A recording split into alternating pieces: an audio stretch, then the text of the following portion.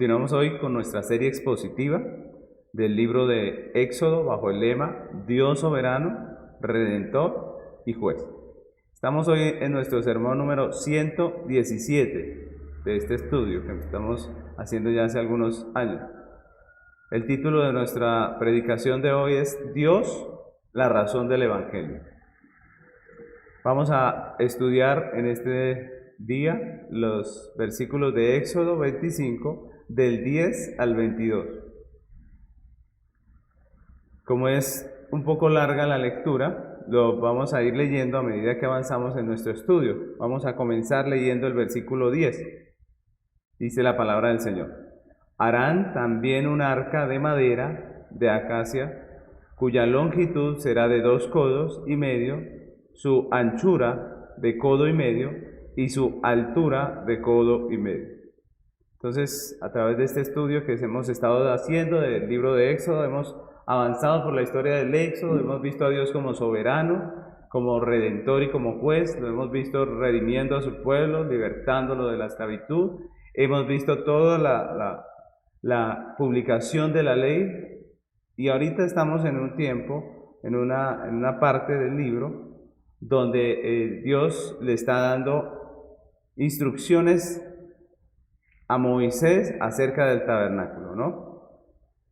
Estamos en la parte donde Dios está diciendo cada una de las cosas que conforman el tabernáculo y está diciéndole a Moisés cómo quiere que se hagan todos estos muebles.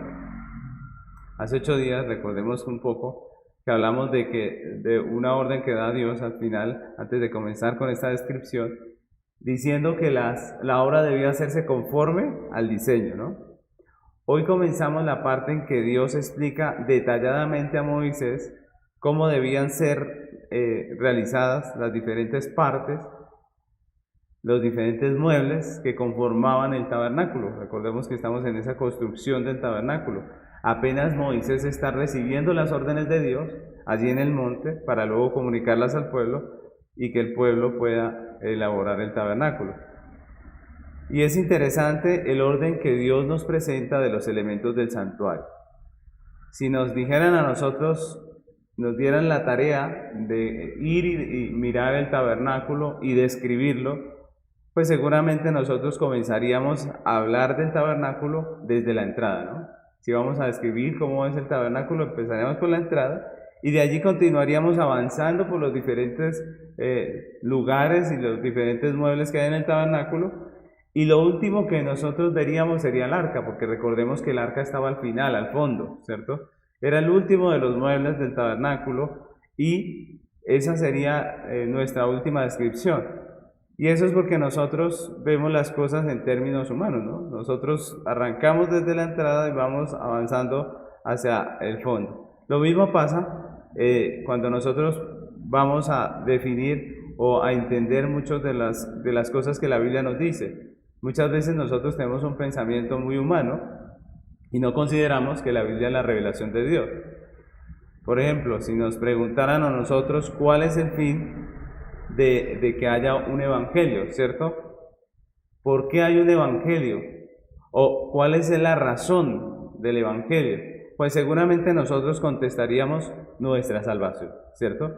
Seguramente nosotros diríamos, hay un evangelio porque nosotros necesitamos salvación, porque estamos perdidos y necesitamos una salvación. Sin embargo, cuando nosotros vamos a la descripción que Dios hace del tabernáculo, que es lo que vamos a empezar a estudiar hoy, pues lo primero con lo que comienza Dios es con el arca, ¿cierto? Con la última parte que nosotros nombraríamos en nuestra descripción, es con la primera que empieza Dios.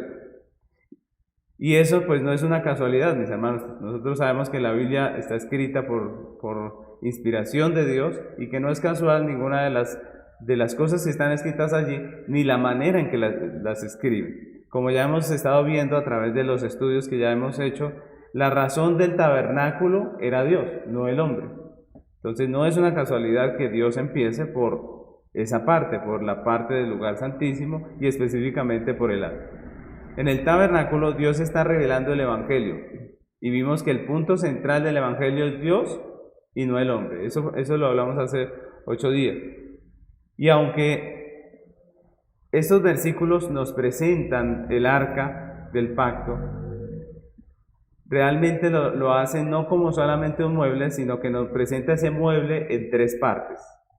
Si nosotros vemos la descripción de los versículos que vamos a estar leyendo y estudiando, esa descripción del arca nos la presenta en tres partes, ¿no? El arca viene a ser una caja.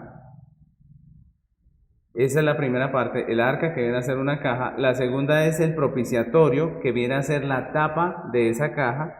Y la tercera es el testimonio, que es aquello que debía guardarse en la caja. Entonces, si nos damos cuenta, la Biblia nos presenta el arca en tres partes, ¿no? La caja, la tapa de la caja y lo que debía ser guardado en la caja. Y como veremos a través de este estudio que vamos a hacer hoy, cada una de estas partes nos revela un aspecto importante con relación al ser y el obrar de Dios, y que son la base para la comprensión adecuada del mensaje del Evangelio. Entonces vamos a estar muy atentos. Recuerden que hemos estado diciendo que el tabernáculo nos revela el Evangelio y que este estudio nos va a servir mucho para que nosotros tengamos una claridad en la manera en que definimos el Evangelio y que pensamos en el Evangelio, y que va a corregir algunos de los defectos o algunas de las falencias que hay en nuestra manera de comprender o de pensar en el Evangelio. En esta mañana estudiaremos cada uno de estos aspectos, de estos tres aspectos que nos muestran estas tres partes del arca y sus implicaciones para nosotros como creyentes, ¿no? Vimos que hay tres partes de este arca que nos presentan los versículos, y que esas tres partes nos revelan aspectos importantes del ser y del obrar de Dios. Entonces vamos esta mañana a estudiar esos aspectos, y sin más preámbulos, pues comencemos con el primer punto de nuestra enseñanza de hoy. El primer punto lo he titulado Santidad de Dios, y vamos a leer los versículos del 10, vamos a estar leyendo hasta el 15. Dice la palabra del Señor: harán también un arca de madera de acacia, cuya longitud será de 2 codos y medio, su altura de codo y medio, y su anchura de codo y medio, y su altura de codo y medio. Y la cubrirás de oro puro por dentro y por fuera, y harás sobre ella una cornisa de oro alrededor. Fundirás para ella 4 anillos de oro que pondrás en sus 4 esquinas, 2 anillos a un lado de ella, 2 anillos al otro lado. Harás unas varas de madera de acacia, las cuales cubrirás de oro, y meterás las varas por los anillos a los lados del arca para llevar el arca con ellas. La vara quedará en los anillos del arca, no se quitará de ella. Entonces lo primero que nos describen aquí estos versículos es el arca, ¿no? Cuando estamos hablando del arca, nos estamos refiriendo a una caja, ¿cierto? A un cofre. Y hasta aquí solamente estamos hablando de la caja como tal, sin tapa, solamente la caja. Esta era una caja o un cofre de madera cubierta de oro, rectangular. Las medidas aproximadamente eran de 111 centímetros de largo por 67 centímetros de ancho y 67 centímetros de alto. Si nosotros vemos, dice que estaba bordeada, de tal manera que lo que se pusiera allí, de tal manera que lo que contuviese el arca por dentro estuviese bien guardada. Ahora, para facilitar su movilización, dice el texto que Dios manda hacer unos anillos y unas varas, ¿cierto? Recordemos, mis hermanos, que Israel está en el desierto camino a Canaán. Entonces, estos anillos que debían ser puestos al lado del arca y estas varas con las cuales se llevaba el arca servían precisamente para eso, para transportar, ¿no? Y en esta caja serían guardadas las tablas del pacto. Es lo que nos muestra el texto que vamos a estudiar hoy. El arca era un símbolo de la santidad de Dios, e incluso era llamada el arca santa.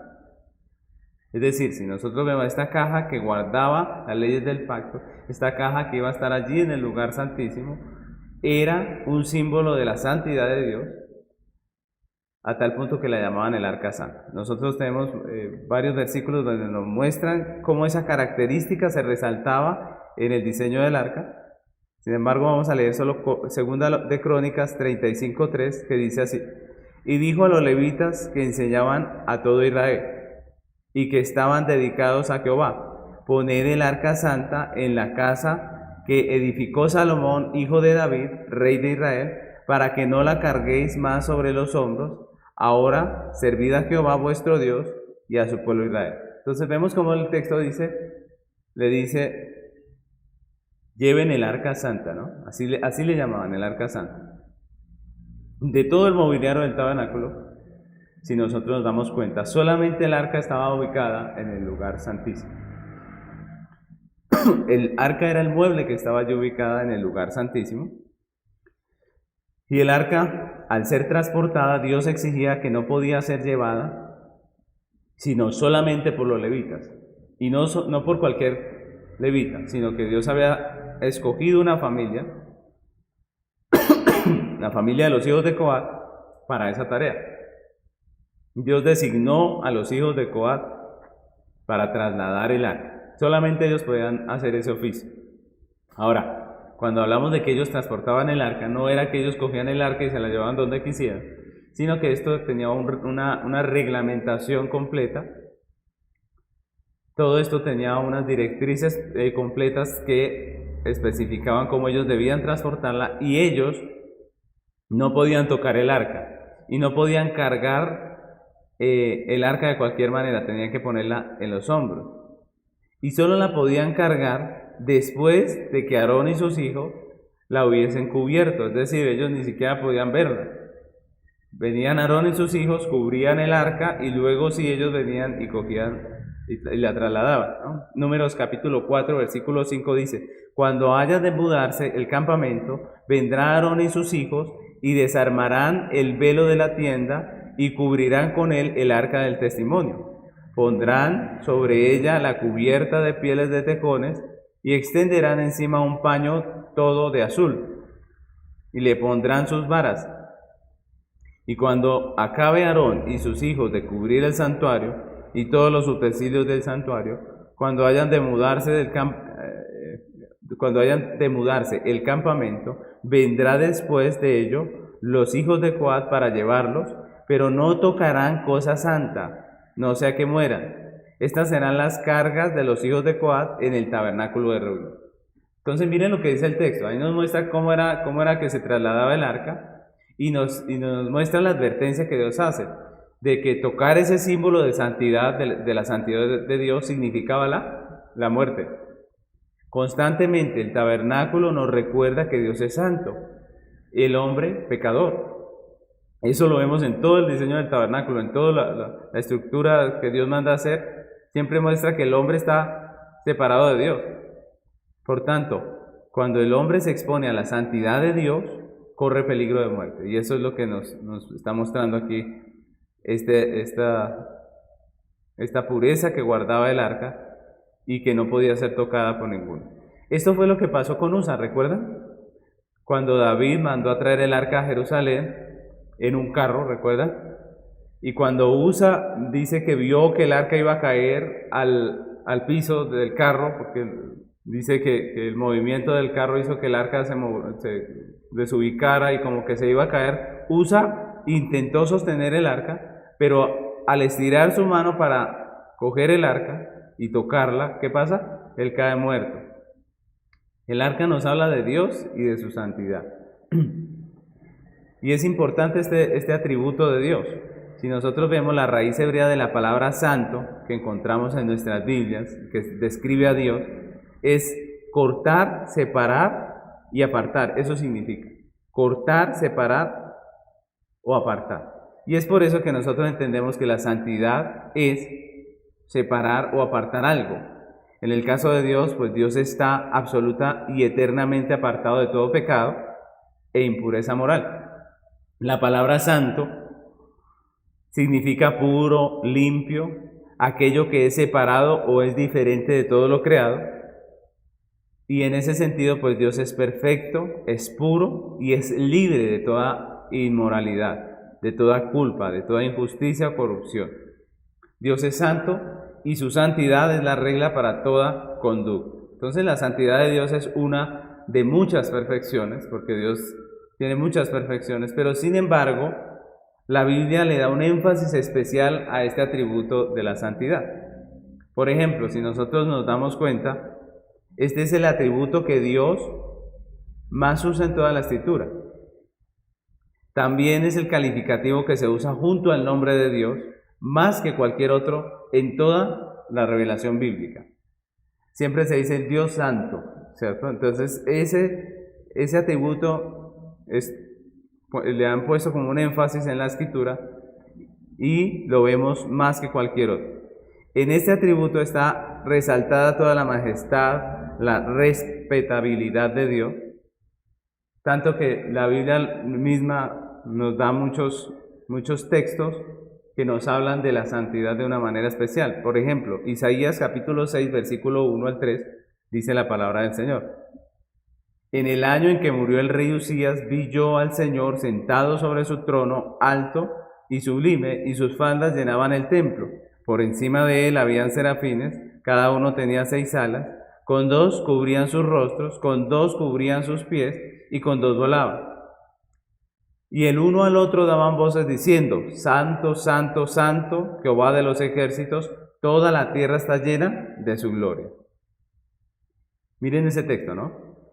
Dice que los serafines se cubrían de la presencia de Dios, y allí se dice que ellos decían, Santo, Santo, Santo. Y el hecho de que los serafines mencionen este atributo 3 veces seguidas, pues tiene como propósito resaltarlo. Recordemos que es una figura que se usa para resaltar, para dar énfasis, y precisamente lo que están haciendo los serafines, dándole énfasis de suma importancia a ese atributo de la santidad. El mismo Dios, en su pacto con David, Él establece un juramento y lo hace por ese atributo. ¿Cuál? Su santidad. Dice en Salmo 89:35, dice, una vez he jurado por mi santidad y no mentiré. Dios mismo resalta ese atributo suyo y lo pone en medio del juramento que hace a David. En todo el tabernáculo vemos que la santidad de Dios también es un atributo que se resalta por todos lados, y nosotros a medida que vayamos estudiando el tema del tabernáculo y vayamos viendo las diferentes partes del tabernáculo, incluso las ropas del sacerdote, en todo ello vamos a ver que el elemento de la santidad, que el atributo de la santidad de Dios es resaltado de una manera especial, ¿no? Entonces, en todo lo que es el santuario, vemos ese atributo resaltado, pero sobre todo en el arca. Recuerden que ese arca estaba cubierto de oro puro, ¿cierto?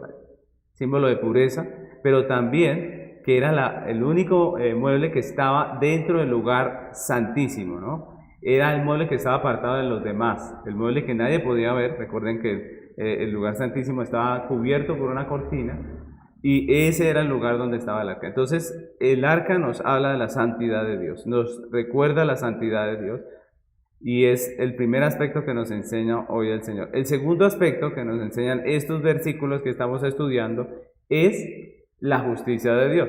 Ese es el segundo punto de nuestro estudio, la justicia de Dios. Y vamos a estar leyendo el versículo 17 hasta el 20. De nuestro texto, ¿no? Entonces, Éxodo 25 del 17 al 20 dice, y harás un propiciatorio de oro fino, cuya longitud será de 2 codos y medio, y su anchura de codo y medio. Harás también 2 querubines de oro, labrados a martillo, los harás en los extremos del propiciatorio. Harás pues un querubín en un extremo y un querubín en el otro extremo. De una pieza con el propiciatorio harás los querubines en sus 2 extremos. Y los querubines extenderán por encima las alas, cubriendo con sus alas el propiciatorio, sus rostros, el uno frente al otro, mirando al propiciatorio, los rostros de los querubines. Entonces, lo segundo que nos habla aquí este texto es del propiciatorio. ¿Qué era el propiciatorio? Pues no era otra cosa más que la tapa del arca, ¿no? Una plancha de oro macizo, de 111 centímetros de largo por 67 de ancho, ¿cierto? Especial para cubrir la caja que acabamos de ver. Aproximadamente esas son las medidas, y con 2 querubines colocados uno frente al otro en cada extremo, ¿no? Nosotros hemos visto algunas imágenes que han elaborado de la forma en que las personas piensan que pudo haber sido el arca, ¿no? Recordemos que no tenemos un modelo realmente, pero hay muchas maneras en que la han dibujado, pero de eso se trataba. La tapa del arca tenía 2 querubines, uno frente al otro, mirando al propiciatorio. El propiciatorio con sus querubines era una representación del trono de Dios y un símbolo de justicia. Miremos cómo el propiciatorio se parece a lo que acabamos de leer de Isaías, donde los querubines están delante del trono del Señor. Entonces, era una representación del trono de Dios y es un símbolo de justicia. Recordemos, el arca era símbolo de santidad, pero la tapa, este propiciatorio, era un símbolo de justicia. Sobre el propiciatorio descansaba la nube. Recuerdan que Dios descendía en forma de nube y se posaba en el propiciatorio en medio de los querubines. Y era un símbolo visible de la presencia de Dios, ¿no? Esa nube encima del propiciatorio. Este era el propiciatorio, el lugar del reposo del Señor, así lo describe la Biblia. Y desde donde el Señor hablaría con Moisés, eso está en nuestro texto que estamos estudiando. Dios dijo, y desde allí hablaré contigo, le dijo a Moisés. Era en el propiciatorio donde se realizaba el acto más elevado y perfecto de justicia, que era la expiación. Si ustedes recuerdan, el sumo sacerdote entraba una vez al año al lugar santísimo, el día de la expiación, a fin de expiar los pecados de todo el pueblo. ¿Recuerdan? Una vez al año entraba al lugar santísimo y hacía la expiación y ponía la sangre sobre el propiciatorio. Muchos, desde una perspectiva humana, pues ven el propiciatorio como un símbolo de misericordia, ¿no? Y aunque podemos ver la misericordia de Dios en medio de esto que se hacía allí en el propiciatorio, la realidad es que la expiación que se hacía sobre el propiciatorio era primordialmente un acto de justicia. Más que un acto de misericordia, era un acto de justicia. Y digo más porque a medida que vayamos a entrar en nuestro estudio, pues nos vamos a dar cuenta de que lo que realmente se hacía allí era justicia, lo que realmente se efectuaba sobre el propiciatorio era justicia. Así que si hay un atributo que resalta el propiciatorio, es la justicia de Dios. Dios es justo. Como en el caso de la santidad, el tabernáculo también resalta ese atributo del Señor. No solamente la santidad, el tabernáculo, en todo lo que vamos a ver del tabernáculo, también nos vamos a dar cuenta que la justicia es un elemento fundamental en todo lo que tiene que ver con el tabernáculo. Dios es justo y es recto, y eso la Biblia nos lo enseña. Cuando hablamos de la justicia en relación con el hombre, pues nosotros podemos definirla como el sometimiento a unas directrices, a unas reglas, a un estándar, ¿cierto? Así podríamos definir la justicia con relación al hombre. Pero cuando hablamos de Dios, de la justicia de Dios, de que Dios es justo, pues no podemos definir de la misma manera su justicia. ¿Por qué? Porque Dios no sigue ninguna regla, ¿no? En el sentido de que Dios no sigue ninguna regla externa a Él, ¿no? Que esté por fuera de Él mismo, ¿no? Sino que Dios es regla para Él mismo. Es decir, Dios no es solamente justo, sino que Él mismo es la justicia. Y eso es importante. Estamos hablando de la justicia de Dios y decimos Dios es justo, pero cuando hablamos de Dios es justo no estamos diciendo que Él se somete a nuestras reglas o que se somete a lo que nosotros decimos, sino que Dios es justicia para sí mismo. Es decir, Dios es justo y Él es la justicia. Dios no se ajusta al criterio externo de la justicia del hombre, sino que Él es justo porque Él es la justicia, ¿no? Dios siempre actúa en rectitud, no hay injusticia en Él, y eso lo describe el tabernáculo y también la palabra de Dios. Cada uno de sus actos, cada uno de lo que Dios hace, de sus acciones, es consecuente con su carácter justo y recto. Y al igual que con la santidad, la Biblia también resalta este atributo a través de toda la historia de la redención, este atributo de Dios. Nosotros vemos, por ejemplo, en el Salmo 11, versículo 7, Salmo 11, versículo 7, dice, porque Jehová es justo y ama la justicia. El hombre recto mirará su rostro.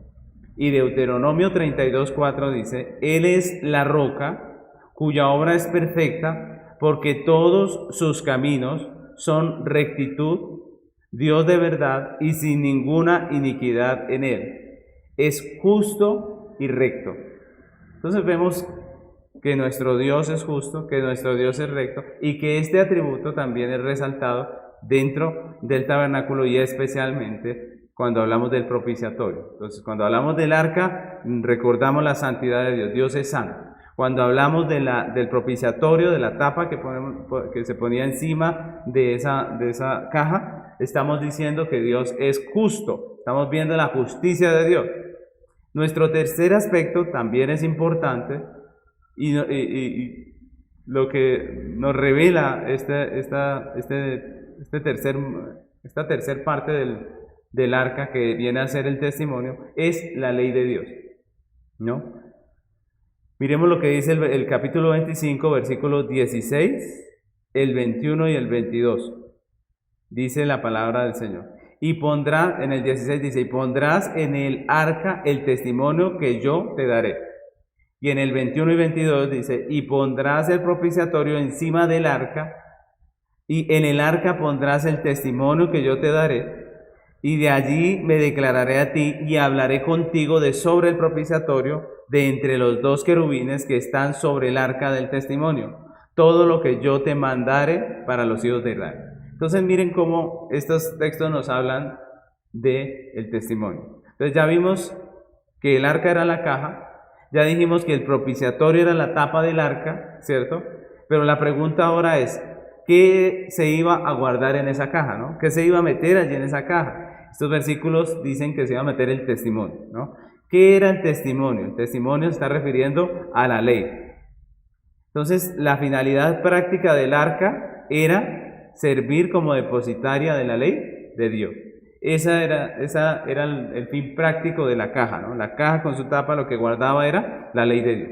Y como hemos visto anteriormente, la ley era llamada el testimonio. Ya desde antes hemos visto ese término y hemos aprendido que la ley era llamada el testimonio. Esta ley era el punto central, no solo del arca, porque el arca era el arca para guardar la ley, sino también del tabernáculo. Y eso es interesante, mis hermanos, porque por eso el arca es llamada el arca del testimonio. Si nos damos cuenta, a medida que nosotros hemos leído el Éxodo y vamos avanzando en el Éxodo, siempre el arca es llamada el arca del testimonio. Es decir, el arca existía en función del testimonio. Pero no solamente el arca, sino también el tabernáculo, ¿cierto? El tabernáculo también es llamado el tabernáculo del testimonio. Es decir, el arca era llamada el arca de la ley y el tabernáculo de la ley. Esta palabra se usaba para describir tanto el tabernáculo como el arca. Hay un texto en Éxodo 38, 21 que dice así: estas son las cuentas del tabernáculo del testimonio, las que se hicieron por orden de Moisés, por obra de los levitas, bajo la dirección de Itamar, hijo del sacerdote Aarón. Entonces, como podemos ver aquí, se nombra el tabernáculo del testimonio. Se enfatiza que el tabernáculo es el tabernáculo del testimonio. ¿Esto qué nos dice o qué nos está enseñando? Pues que la ley depositada en el arca era el asunto central de todo lo que Dios estaba revelando a su pueblo con la elaboración del tabernáculo. Era un asunto central en todo el tabernáculo. La pregunta es, ¿por qué la ley era el asunto central en el tabernáculo? ¿Cierto? ¿Por qué la ley era el asunto primordial allí? ¿Por qué en el tabernáculo se enfocaba hacia la ley, hacia el testimonio que Dios había puesto dentro del arca? En estos versículos, en esta parte final de nuestro estudio, vamos a enfocarnos en este asunto del por qué. Y vamos a responder esa pregunta de la siguiente manera. La ley era central en el tabernáculo porque la ley es la manifestación de la justicia de Dios, que ya vimos anteriormente, de la santidad de Dios, pero también porque es la expresión pública de su voluntad. Y vamos a ver esas tres cosas en este último punto. ¿Cuál es? Que la ley es central en la revelación del tabernáculo. ¿Por qué? Porque es la manifestación de la justicia de Dios, la manifestación de la santidad de Dios y la expresión pública de la voluntad de Dios. Entonces vamos a analizar un poco esa respuesta considerando estas tres realidades. Primeramente decimos que la ley de Dios es la manifestación de la justicia de Dios. Entonces ya anteriormente habíamos dicho o hablado de que el propiciatorio nos habla de la justicia de Dios, ¿no? Entonces la ley de Dios responde a esa justicia de Dios, al carácter justo de Dios. Y eso pues ya lo habíamos visto cuando estudiamos toda la ley. Dios es justo, por tanto su ley es justa. Recuerdan que a través del estudio de la ley vimos cómo Dios revela su carácter, revela sus atributos a través de los diferentes mandamientos que estudiamos. Pues aquí estamos diciendo o recordando esto. ¿Por qué la ley es central? Porque ella revela la justicia de Dios, ¿cierto? Ella revela un aspecto de su carácter que es importantísimo y que es del que hablamos hace un momento, que se manifiesta allí en lo que es el propiciatorio. En todas las leyes que estudiamos vimos cómo se manifiesta el carácter de Dios y sus atributos, pero especialmente la justicia. Cuando hablamos de la ley, recordemos que enfatizamos mucho el aspecto de la justicia de Dios.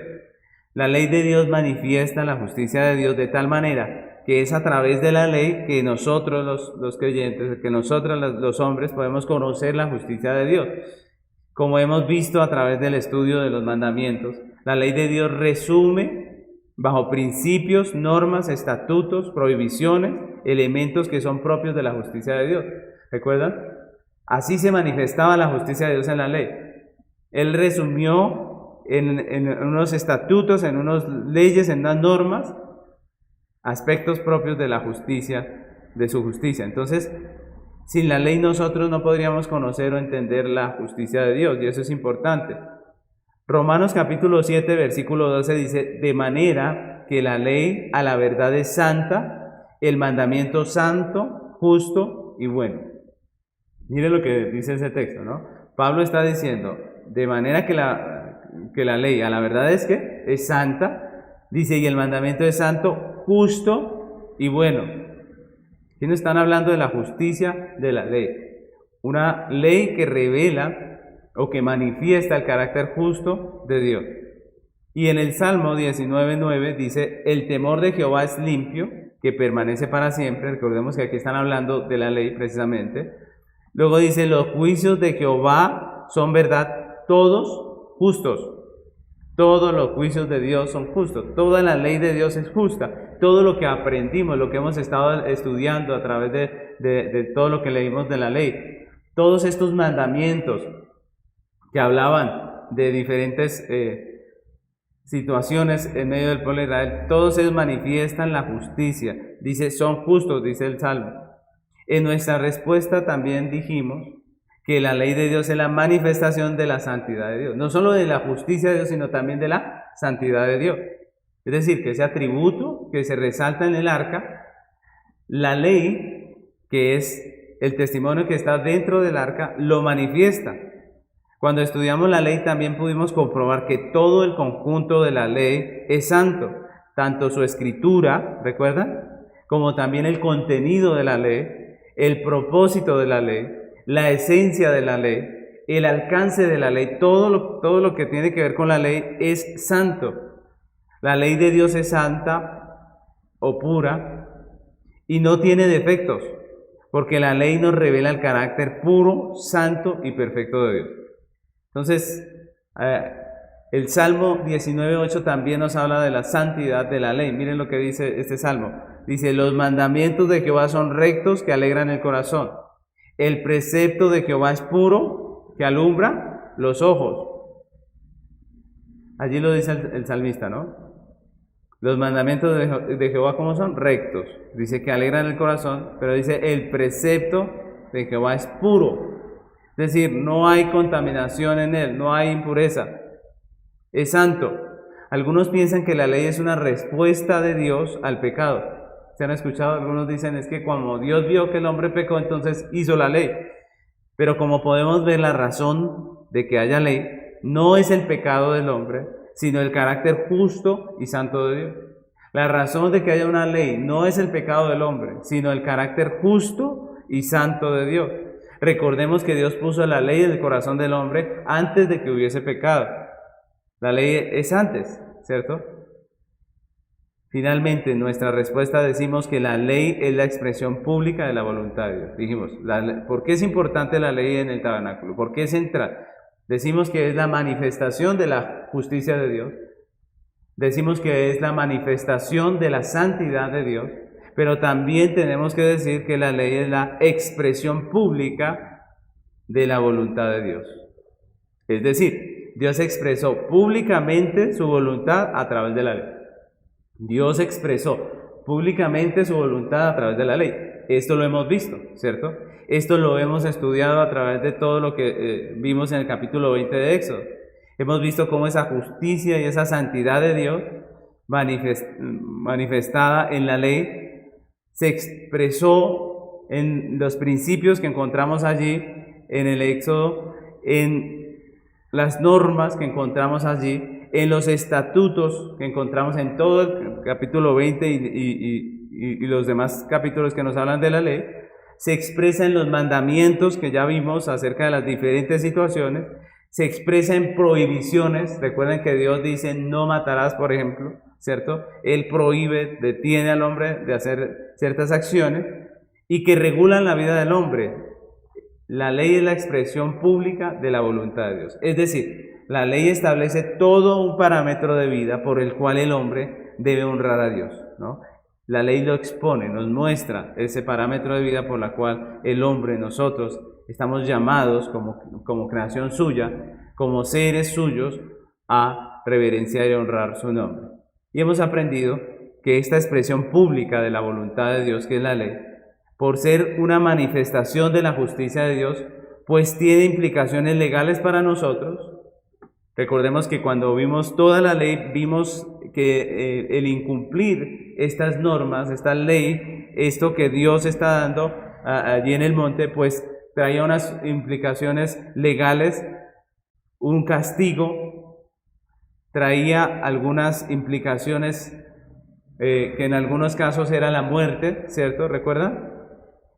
Pero también por ser la manifestación de la santidad de Dios, tiene implicaciones morales para nosotros, y nosotros vimos a través de toda la ley cómo el aspecto moral está allí presente en toda la ley también.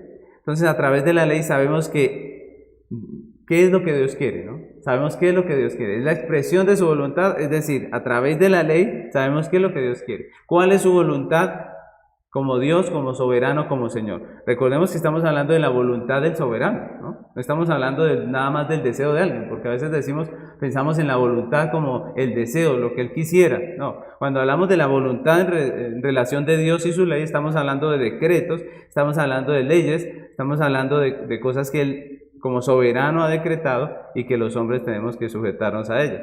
Ahora, esa ley, que es la manifestación de la santidad y de la justicia de Dios, y que es la expresión pública de la voluntad de Dios, es el punto central del Evangelio, y es importante. Es el punto central del tabernáculo, pero también es el punto central del Evangelio. ¿Por qué, mis hermanos? Porque recordemos que el tabernáculo tiene como propósito revelar el Evangelio, ¿cierto? Es decir, Dios, su justicia, su santidad, su ley, no solamente son el punto central del tabernáculo, sino que también esa ley, con la justicia y la santidad de Dios, es la base de toda nuestra redención. Y este es el punto que yo quiero que nosotros podamos hoy comprender, que como decía el título de nuestra enseñanza, Dios es la razón del Evangelio. Nosotros, como decíamos al principio, llegamos a tener un pensamiento muy humanista, ¿cierto? Y llegamos a pensar que en el Evangelio lo importante es nuestra salvación, que en el Evangelio lo importante es que nosotros tengamos el perdón y que el Evangelio está solamente para nosotros. Miramos hacia nosotros Y al igual que en la descripción del tabernáculo, que nosotros empezaríamos por donde Dios no empezó, también muchas veces en la descripción del Evangelio, nosotros empezamos por donde Dios no empieza. Y vemos las cosas de una manera que no hace justicia a lo que Dios está revelando en el tabernáculo. Entonces, por eso es importante recordar que así como la ley es central en toda la elaboración del tabernáculo, en todo el diseño del tabernáculo, también nosotros podemos decir que esa ley es la base de nuestra redención. Y vamos a ver el por qué. ¿Por qué decimos que la ley es base de nuestra redención? Pues primeramente porque nosotros hemos visto que en la historia de redención es esa ley, que es la expresión de la justicia y santidad de Dios, la que el hombre violó, ¿cierto? Es esa ley la que el hombre violó, la ley que expresa la santidad y la justicia de Dios. Y es interesante porque cuando entendemos de esta manera, cuando lo vemos de esta manera, pues eso nos hace conscientes de lo que el hombre hizo al momento de pecar, ¿no? Cuando el hombre pecó, no simplemente desobedeció una norma, no simplemente se pasó por alto algo que Dios dijo, sino que en la caída el hombre lo que hizo fue ofender al Dios Santo.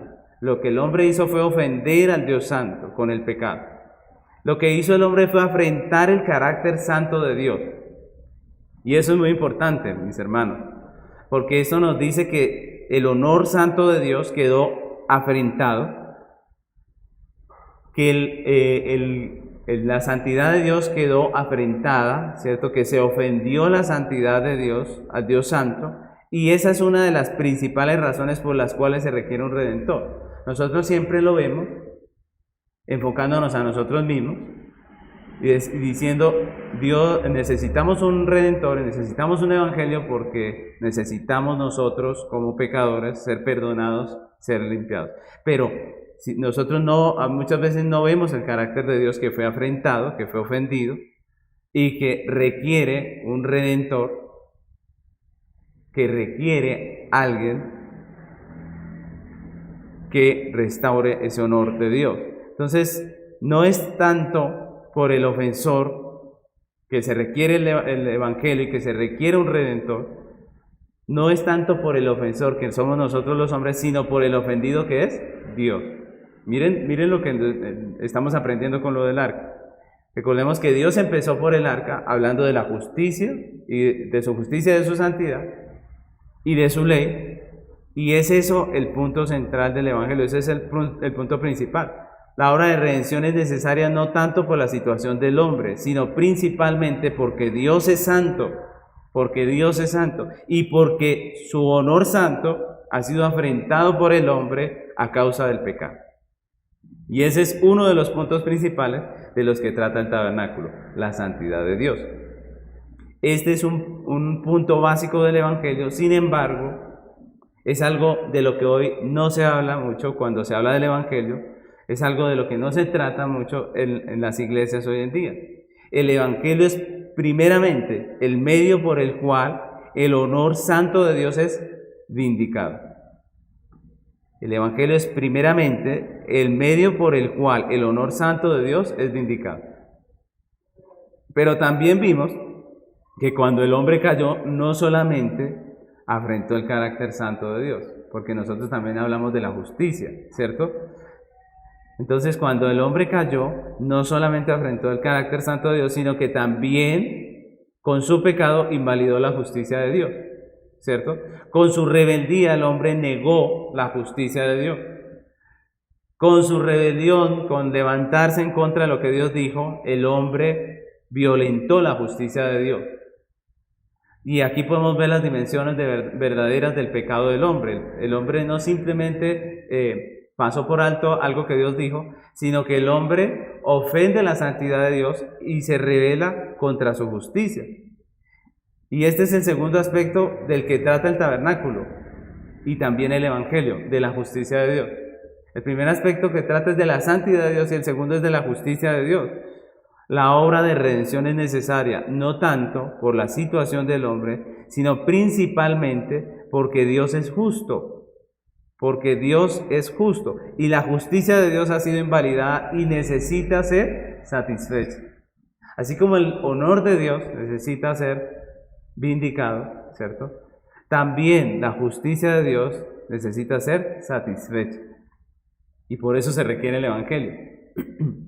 También decimos que la ley es el punto central del tabernáculo y la base de nuestra redención, porque es con base a ella que el hombre ha de ser juzgado. Entonces decimos que la ley es el punto central del tabernáculo y la base de nuestra redención, porque Dios es justo y es santo, pero también porque Dios va a juzgar al hombre por esa ley. Porque el hombre transgredió esa ley, pero también porque el hombre va a ser juzgado por esa ley. Y eso es importante. El hombre será juzgado conforme al criterio santo y perfecto de la ley de Dios. El hombre es pecador, y eso quiere decir que ningún hombre puede alcanzar el estándar de justicia de las demandas de Dios. Si nosotros recordamos, la Biblia dice una y otra vez que el hombre no puede alcanzar el estándar de justicia y santidad. Romanos 3:10 dice: como está escrito, no hay justo ni aun uno. ¿No hay justo qué? Ni aun uno. Romanos 3:19 dice: pero sabemos que todo lo que la ley dice, lo dice a los que están bajo la ley, para que toda boca se cierre y todo el mundo quede bajo el juicio de Dios. Y el 20 dice: ya que por las obras de la ley ningún ser humano será justificado delante de él, porque por medio de la ley es el conocimiento del pecado. Entonces, ¿qué dicen estos textos? Que ninguno puede ser justificado por las obras de la ley, que todos estamos bajo juicio, que en nuestras propias obras no hay ninguna esperanza. Es decir, ninguno de nosotros puede restaurar el honor ofendido de Dios, ninguno de nosotros puede satisfacer plenamente la justicia de Dios. Y por eso, mis hermanos, la ley también es central en el tabernáculo y en el Evangelio, porque es esa ley la que ofendió al hombre, pero también porque es por esa ley que el hombre va a ser juzgado, y ninguno de nosotros puede alcanzar el estándar de esa ley. Pero sobre todo, decimos que la ley es el punto central del tabernáculo y es la base de nuestra redención, porque es esa ley la que Cristo, como sustituto, satisfizo con su vida y con su muerte. Y es interesante, mis hermanos, y quiero recordarles que el nombre de la tapa del arca que estamos hablando es el propiciatorio. ¿Recuerdan? Se llama el propiciatorio, se llama esa tapa. ¿Y por qué se llama el propiciatorio? ¿Qué significa esa palabra? Esa palabra significa cubierta o expiación. Y esa palabra expiar nos habla de justicia, ya que habla del acto de sufrir la pena impuesta por la ley. Sufrir la pena impuesta por la ley, es decir, hacer justicia, ¿cierto? Hay una demanda que está haciendo la justicia porque hubo un pecado y había que cumplir o sufrir esa pena impuesta por la ley. Cuando se cumple esa pena impuesta por la ley, se hace justicia. Y eso era precisamente lo que el sacerdote hacía cada año cuando rociaba la sangre sobre el propiciatorio. ¿Recuerdan que vimos que cada año el sacerdote entraba con la sangre y rociaba sobre el propiciatorio? Levíticos 16:14 nos narra un poco acerca de esto. Dice esta palabra: tomará luego de la sangre del becerro y la rociará con su dedo hacia el propiciatorio al lado oriental. Hacia el propiciatorio esparcirá con su dedo 7 veces de aquella sangre. Y el 15 dice: después degollará el macho cabrío en expiación por el pecado del pueblo y llevará la sangre detrás del velo adentro y hará de la sangre como hizo con la sangre del becerro y la esparcirá sobre el propiciatorio y delante del propiciatorio. Entonces la paga del pecado es muerte. El hombre pecó y hay una sentencia de muerte. Cuando el sacerdote ofrecía la sangre del animal del sacrificio como sustituto por el pecador, estaba haciendo un acto de justicia. Principalmente era un acto de justicia. Es lo que les decía al comienzo. Muchas veces vemos solamente la parte de la misericordia porque nosotros vemos desde el lado del hombre, ¿cierto? Pero lo que realmente se estaba haciendo sobre el propiciatorio era justicia. Un sustituto había pagado. La sangre del sustituto era puesta sobre el propiciatorio, diciendo ya hay justicia, se pagó. Y eso es importante en nuestra concepción del Evangelio, mis hermanos, porque el perdón no nos llega a nosotros gratis. El perdón que tenemos no es por una amnistía que Dios nos concedió, no. Es decir, nosotros no podemos pensar que simplemente Dios nos perdonó. Dijo, bueno, no me importa, y no importa lo que hayan hecho, no importa que hayan violado la ley, yo los perdono. No, el perdón lo tenemos en base a la obra de Cristo, que con su muerte pagó la deuda del pecador ante la ley e hizo justicia delante de Dios. Esa es la realidad del Evangelio, ese es el Evangelio. El Evangelio es la obra de Cristo en la cruz, es lo que Él hizo para satisfacer la justicia de Dios, para vindicar el honor santo de Dios. Ese es el Evangelio, de eso habla el Evangelio. Miren cómo nosotros hemos tergiversado el Evangelio, nos hemos vuelto hacia los beneficios que tenemos en el Evangelio, pero se nos ha olvidado que el Evangelio es la obra de Cristo. En muchos contextos evangélicos se ha quitado prácticamente el centro y el fin del Evangelio y se han puesto un poco de beneficios que la gente puede llegar a tener si cree en Jesucristo. Pero lo que nosotros estamos viendo es que el Evangelio se trata de esto, de Dios, se trata de su justicia, de su ley, de su santidad. Romanos capítulo 3, versículo 25 dice, a quien Dios puso como propiciación, ojo, miren la palabra otra vez, propiciación, por medio de la fe en su sangre, ojo, otra vez la sangre. Recordemos que en el propiciatorio se ponía la sangre del cordero, del animal que había sido sacrificado, pero aquí dice que Dios puso como propiciación por medio de la fe en su sangre para manifestar su justicia. Miren, todos estos términos son los mismos del tabernáculo. Dice, a causa de haber pasado por alto en su paciencia los pecados pasados.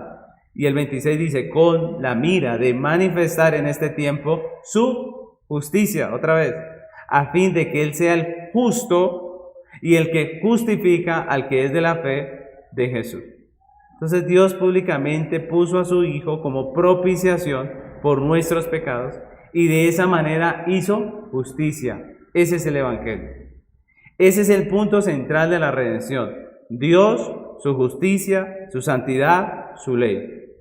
Nuestra salvación, los beneficios que podamos obtener solamente son añadiduras que tenemos por esa obra que se hizo.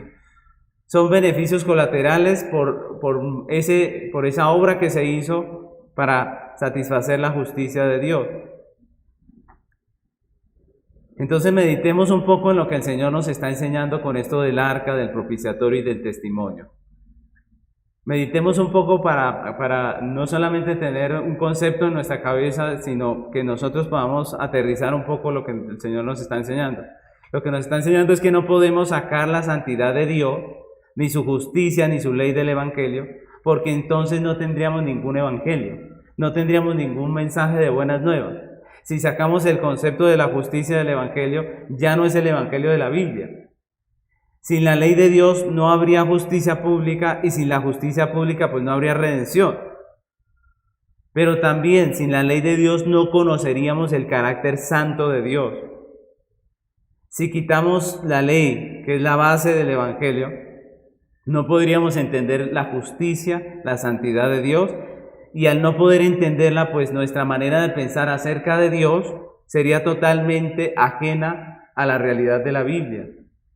Y eso es muy importante, mis hermanos, porque nosotros enseñamos el Evangelio, nosotros le enseñamos a la gente, nosotros le enseñamos el Evangelio a nuestros hijos, y muchas veces lo único que nosotros tenemos para decir son cosas muy humanistas, pero no enseñamos a nuestros hijos, a las personas que nos escuchan, qué fue lo que pasó realmente y por qué el Evangelio son buenas nuevas para nosotros. Y esto es lo que está pasando en muchas iglesias, mis hermanos. Muchas iglesias han quitado la base del Evangelio, han sacado la justicia, la santidad de Dios.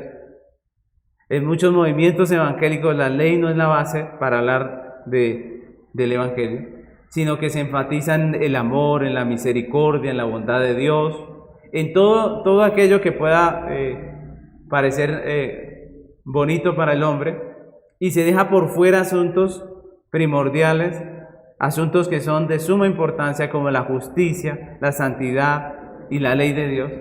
Y de esa manera muchos movimientos han quitado la base legal, moral del Evangelio, que es la ley. Y como decíamos el domingo pasado, no se está haciendo la obra conforme al diseño que Dios dio, sino que se está alterando el diseño, y eso ha generado un creciente grupo de personas que profesan fe en Cristo, pero realmente no entienden el Evangelio y sus implicaciones para la vida. Muchos creyentes piensan que la salvación se resume en que Dios nos ama, ¿cierto? En que somos beneficiarios, en que tenemos un montón de bendiciones.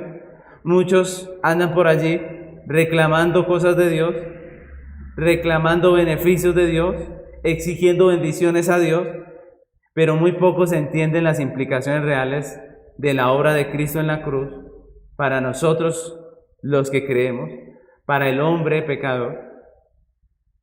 Y eso ha dañado, eso ha permeado la mente de muchas personas y ha desenfocado a las personas de lo que es realmente el Evangelio, mis hermanos.